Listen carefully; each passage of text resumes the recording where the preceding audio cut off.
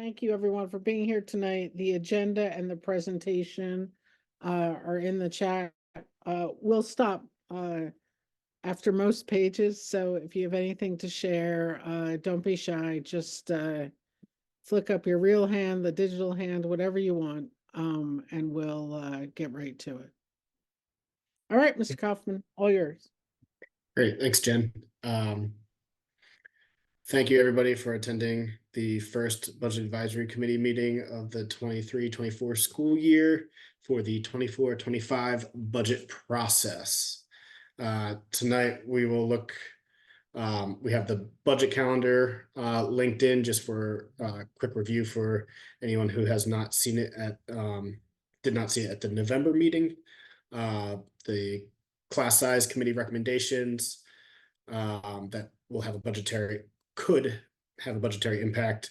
The 22-20 look back at the 22-23 revenue and expenditure results, summary of the expenditures to date for the current year, and the 24-25 known items. This is a listing of the BAC members and their respective board member regions to date. Hopefully we can fill this in a little bit more next month and continue to expand this group. As mentioned, here is the budget calendar linked in. I won't go over it in detail, but it was approved at the November 27th board meeting, but it's still there for reference for anybody who has not seen that calendar. So the first item is the class size recommendation. This was prepared by the class size committee over a couple of meetings throughout a couple of months of the school year. From the WPEA side, Miss Alice Thomas, Miss Melinda Tax, and Miss Michelle Slavin. And from central office, myself, Mr. Deans, and Miss Danielle Seward. We collectively met a couple of times, examined a couple different items to come up with a recommendation. We used evidence-based research with the resources linked below, reading various papers to kind of create a correlation between a smaller class size and better academic success. So one of the things we did was using that knowledge, we examined our current class size maximums that we use to determine our teacher allocations for buildings, which also, aligns with the strategic plan and priority 1 and overarching goal 1 to increase our test scores to achieve our goals for Focus Forward 2025. And as a part of that process, we also wanted to compare ourselves to our neighbors, our surrounding school districts. So I kind of sent out an informal poll to other business administrators, and these were the responses we received. We created an average to see what the average maximum class size was per grade. And again, we used that data knowing that we wanted to decrease our class sizes as well, and kind of can use this as a target to either meet or exceed that standard, hopefully. With that knowledge, this is the recommendation we came to. So our current goal is the top line. So K-2 was 25 and 3-12 was 28. However, even though that was our goal, we were still hitting a maximum class size of 30 from K-2 and 33 3-12. Like I said, through the research and the comparison to other districts, we are proposing that our goal should be 22 from K-2, 25 from 3-6, and 27 from 7-12. And realizing, sometimes we have space limitations and things like that. We want to put our maximum class size as the last line at 25 for K-2, 28 from 3-6, and 30 from 7-12. To achieve that, we were looking at the highest capacity building of Ardmore, and to reduce class size, we may need to split the ELL program between Ardmore and Walnut. So we're still examining how that would be possible, what kind of resources would be needed, what the budgetary impact would be to get those curriculum items to Walnut in addition to having them at Ardmore. So it's a possibility that we are may get it done by the 24-25 year, but it may need to wait for 25-26. However, we wanted to give this presentation as part of the budget, just in case there's a budgetary impact coming up this year during future presentations. Does I anyone- know that was a lot, so I didn't pause. So Does sorry about that. anyone have any questions? Yes, Bob. Yep. Question for the classroom recommendation / average is Mhm. the current max class size, is that due to, I mean, a solution, would a solution be maybe adding one or just a few more classrooms, or is the solution much greater than that? So there's two factors at play here. So there's the actual physical space limitations throughout the district, which is a consideration. And then there's also the employee teacher power, so those two factors in play were kind of how we were where we were in the past. Hopefully with additional resources that we should be receiving as a result of the lawsuit, this targeted goal would be more feasible from the employee side, and then it's up to us to try and figure out the spatial side as a part of that process. Thank you. And I'm sorry, I didn't know if you knew. This is Will Griffin. I'm sorry. Thank you. No problem. Thanks. It's a great question. I have a quick question. Go on, Ms. Thumb. So are these numbers based on one teacher in the classroom, or is that is it one teacher per classroom? So the ideal scenario would be one teacher in the classroom. However, if there are physical, classroom limitations, we only have so many classrooms. If we get to a point where there's, not enough space to open a new classroom, then the idea would be to have two teachers per the classroom to lower the ratio of student to teacher. Okay. Mr. Kaufman, thank you for doing this. It's great to have the education and the budget side of the house working together. We did this, and I bet Miss Thomas could tell me when there was a grant many, many years ago. I'm going to date us all, that held K1, 2, 3 to 17. And they funded it, and it was fabulous, and then they stopped funding it. So this is a really good scenario. I'm very interested to hear the dollar cost behind it. Yes. So right now we only have preliminary numbers from a teacher standpoint. We are still very early. However, it doesn't look like it's too much. I don't want to throw out numbers because I don't want them to change significantly. But from the preliminary standpoint, from the teacher side, regular education side, because like I said, we're still examining the ELL impact. So that would be additional teachers. But it's looking very minimal from regular ed. The bigger impact would be splitting the program to get the physical space. Correct. And I thank Ms. Thomas. I knew she would remember 2001 to 2005. Was the year of that grant. So thanks, Ms. Thomas. Appreciate that. I'm sorry, there's a hand up. Looks like it's Mr. Gavin. Hey, hi, Jen. I was just curious as to why Walnut was chosen as the other location. Based on physical space. Okay. All right. And would that take into account any facilities improvements that will come out of the facilities master plan? Yes. So through the facilities master plan, these numbers could improve even more. Through the plan, the goal is to move 6th grade into another middle school and have 2 middle schools, 6 through 8, which obviously alleviates and creates more space at the elementary level. So that would, if that plan happened tomorrow, we wouldn't need to split the program. So this is kind of trying to get to that lower class size goal a little bit quicker. In order to do that, we would need to split the program. So that's kind of what we're examining and trying to figure out how and if possible under current conditions. Thank you. So thank you, Mr. Gavin. Ms. Llewellyn is trying to get in. just a little bit of housekeeping. And it says that she has to sign in to join.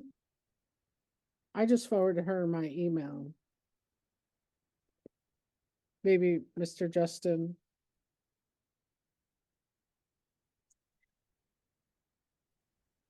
She shouldn't have to sign in, Yeah, as far as I know, I know. but I will keep an eye out to see if I see her in there. Thank you. Okay, all right, Mr. Kaufman, onwards. Okay. So for the next item on our agenda, the revenue and expenditure summary from last school year. I know we had a little audit brief, not a little audit brief, but an audit brief last month, but wanted to do this for the BAC members that may not have been able to attend. So the overall picture, we had 52.6 million in local revenues, 57.2 in state revenues, and 11.2 million in federal revenues. A lot of that federal revenues was the ESSER funds that will be phased out after the 23-24 school year. So just be aware of that for total revenues of 121.1.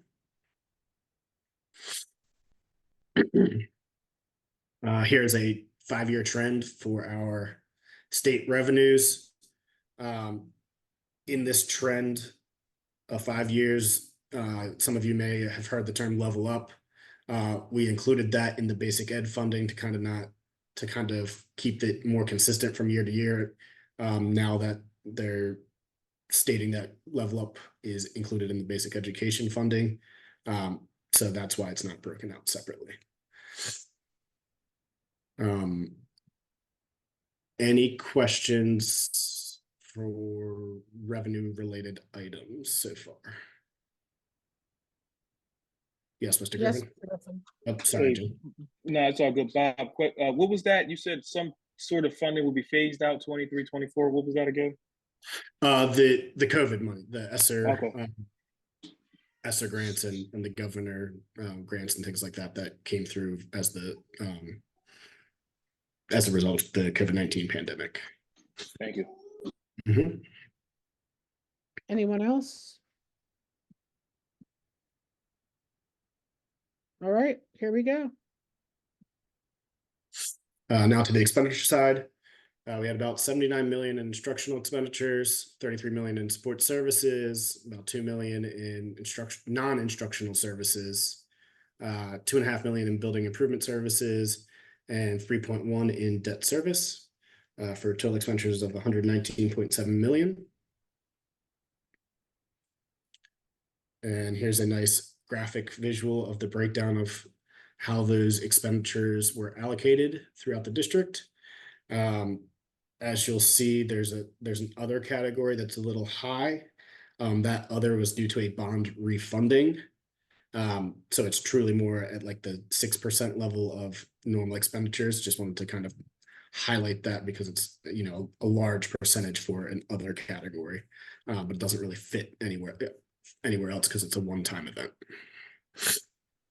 So 50% of expenses is staffing, correct? If about, yeah. Any questions, anyone? I do. What is the line item charter? What's that mean? That is the tuition expense to charter schools. Okay. So for each charter school for regular education, we spend about 12 grand per student. And for anybody that participates in special programs at a charter school, it's about 40 grand per student. Thank you. Mhm. And that includes cyber as well, same price. Okay. All right, Okay, so on to the 23-24 year to date activity. Well, as of January 31st, excuse me. Available budget for instructional expenditures is about 2.8 million. For support services, about 7.7 million. For non-instructional, about 375,000. Building improvements appears to be overspent by 6.8 million. However, that is all funded through the ESSER federal monies. So we actually get that money back. So it kind of is a little skewed so it's realistically it's zero. And then debt service has about 2.6 million left. We should have our next upcoming bond payments in April and again in May. Yes. Sorry. Ms. Plum. Another quick Mhm. question.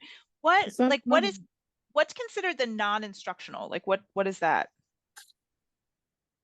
So that is kind of like mostly activities, so sports, clubs, community events. If we host anything like that, those would all be charged to that Okay. area. But I can tell you it's mostly sports and clubs. Thank you. Any Mhm. other questions?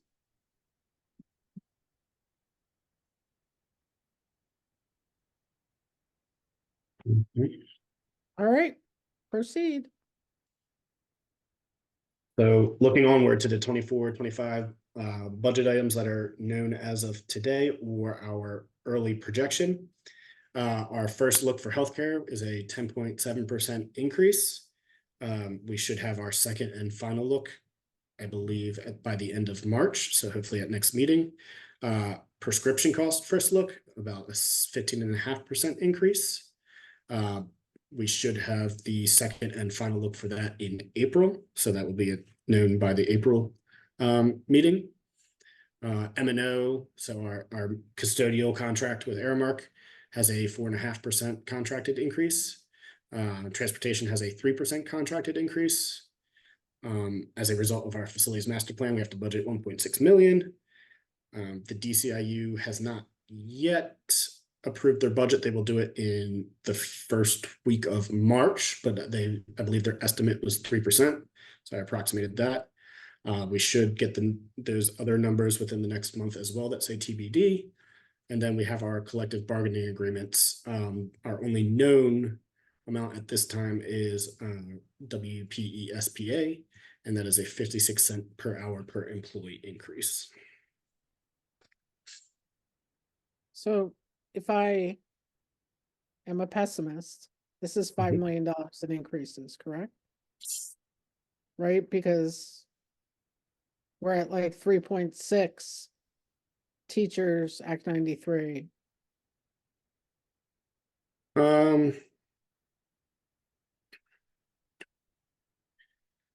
Yeah, it's about 3.6 known as of right now. And then teachers, as you saw, salaries was about, or employee cost was about 50% of our budget. So depending on what that comes out to, that's a big impact. And Act 93 and SSOs as well have an impact. So those numbers are definitely very important to the budget process. Any questions, anyone?